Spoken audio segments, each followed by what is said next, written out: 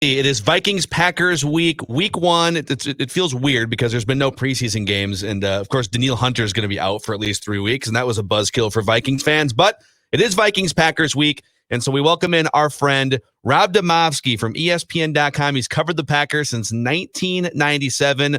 Judd and I have both drank beers with Rob Demovsky on a couple of occasions.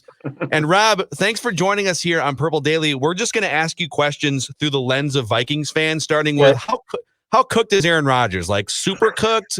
Is he like medium well, or what would you say? Or done? Is that what you're getting at? He's done?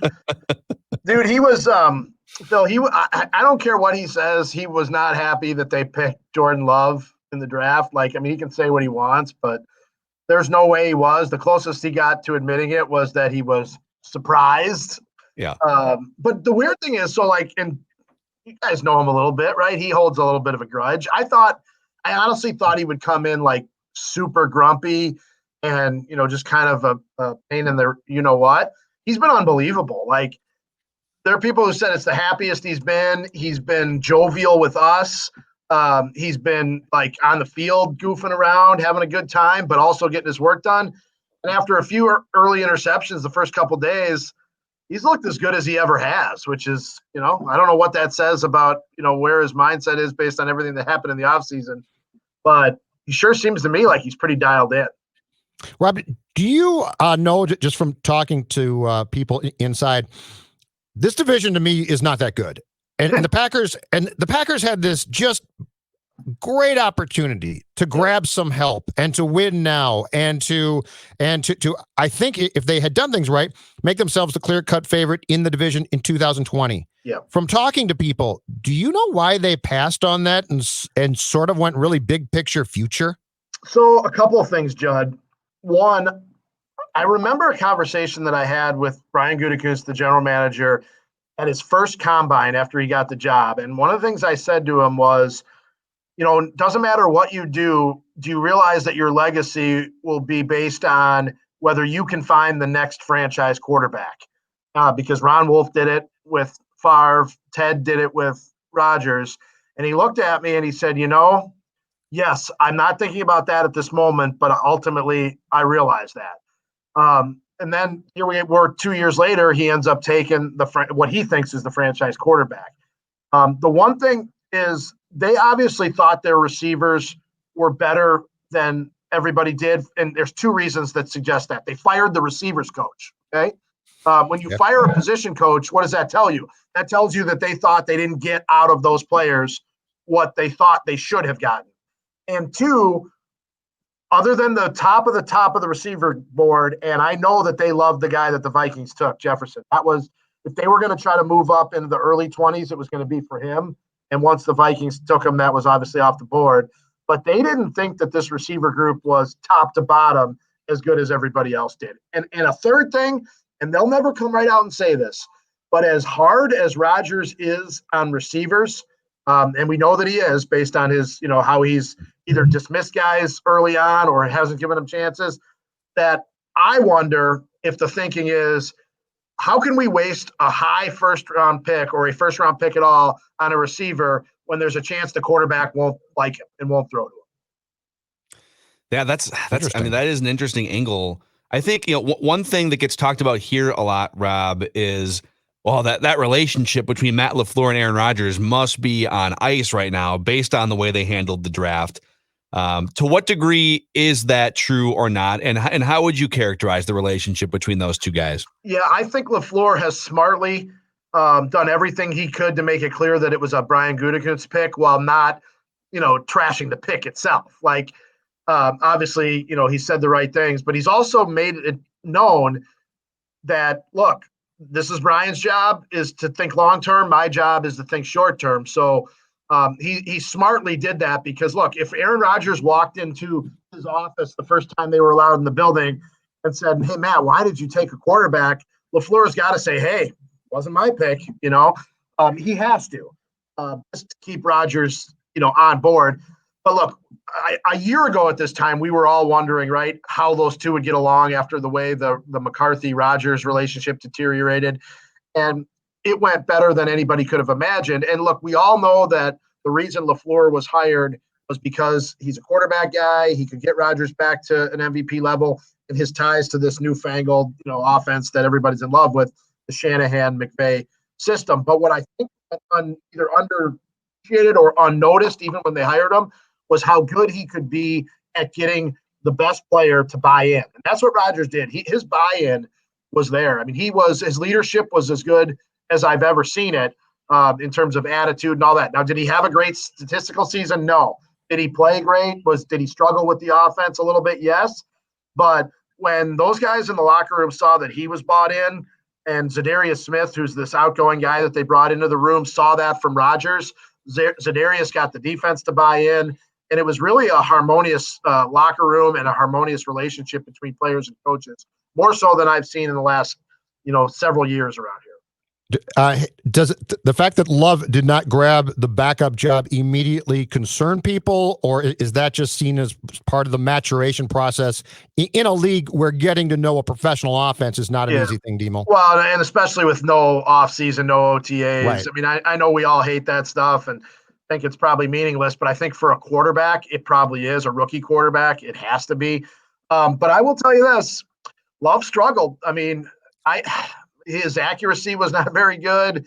I never saw him just rear back and fire one. Like everything in camp was a touch pass, a lob pass. And his touch was pretty good at times and off at times. But and we only saw, I think it was 12 or 13 practices, Judd, but I never saw him just rear back and fire. I mean, you remember what Rodgers was like as a rookie? Were you here that camp? I can't remember.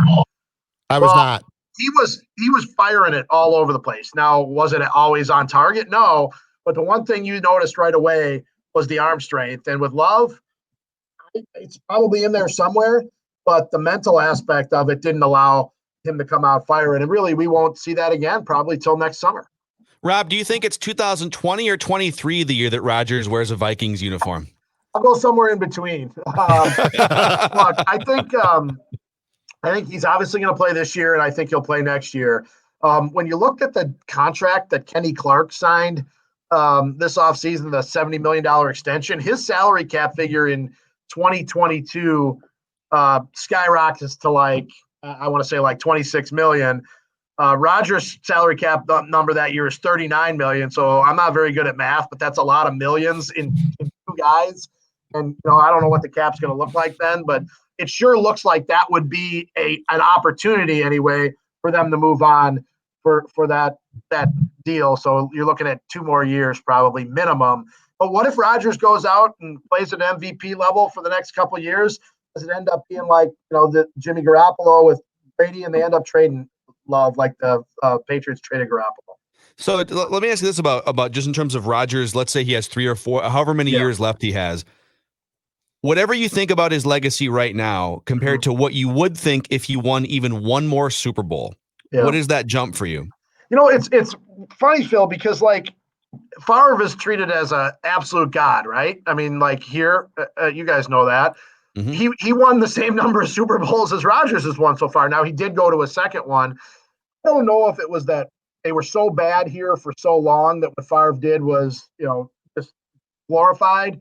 But, Rodgers has done similar. He's won 2 MVPs. He's won 1 Super Bowl. Favre won 3 MVPs and 1 Super Bowl.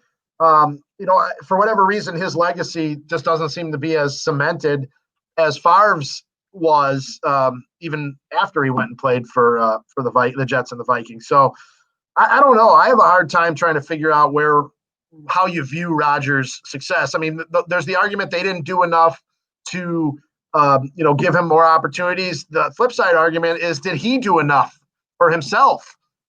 Did he not get along with did he bail on McCarthy too soon? Did that cause things where he could have won more? So as much as people want to say it's on the organization for not giving him enough, I wonder if it's just as much on him too. Hey, Rob, as far as that portion of the story goes, too, how much of this is going to be written by McCarthy's success or lack thereof in Dallas? Because it strikes me that if he goes and works with Prescott, and I think that they might be good, but if he goes to the Cowboys and has success, I think that is going to come back a little bit on the Packers and Aaron as well, as far as see what you gave up, and this guy was a good offensive mind. Yeah, and I think it's a good point, John. More to the point, with Aaron, because look, I think from an organization standpoint, like at some point it just runs its course. I mean, it's good. It doesn't mean McCarthy's not a good. I mean, look at Andy Reid. Look at what Reid did in Kansas City. Some guys just need a change of scenery. But I think the bigger thing is just on, Rodgers and maybe even McCarthy too, just for somehow letting it get away from him. Hey, hold on. Sorry. It's a good point. Rob gave Judd that's a good point there for Judd. That means, and I am catching up in the standings. I have 18 on the season. Judd has 15. So. I thought I was at 16. Sorry, I thought I was at 16. I had to tally that quick. Hey, as far as this game goes on Sunday, it's probably not being talked about a lot, but how much do the Packers appreciate or know that there is to me, a massive advantage in that game? Because if you have no fans in that stadium, my man, it makes everyone's life on the Packers offense that much simpler. I think that is probably going to be an under talked about, but huge point for opposing teams that come in to play the Vikings with no fans here. Right. Rodgers talked about it. He told us this week, he goes, I don't think, I could be wrong, but I don't think we're going to need to use silent count. And that's just hard to fathom a game in Minnesota, except, the years they played over at TCF. But look, the Packers caught a break in the sense that their first 2 road games are at 2 of the loudest places, at Minnesota, at New Orleans. I mean, those are houses of horrors for them. I mean, really, it's I still, and you guys are in that building way more than I am in how is it 3? This is year 4, right? Is that what it is? I think it is. Yeah. I still don't, in the 3 times I've been there, I still don't think comes as close to the Metrodome. It's just my opinion. You guys have been in there way more than I have, but it is still a huge factor. And especially for, the whole pass rush thing and, them not having Hunter, the Packers right tackle, not being settled. And even if it is settled, I'm not sure it's any good. I think all that helps the Packers. We should do these. We got to let Rob go here, but we should make the opposing media guys have to deal with it too here. Go ahead, make your point there. Go ahead, Rob.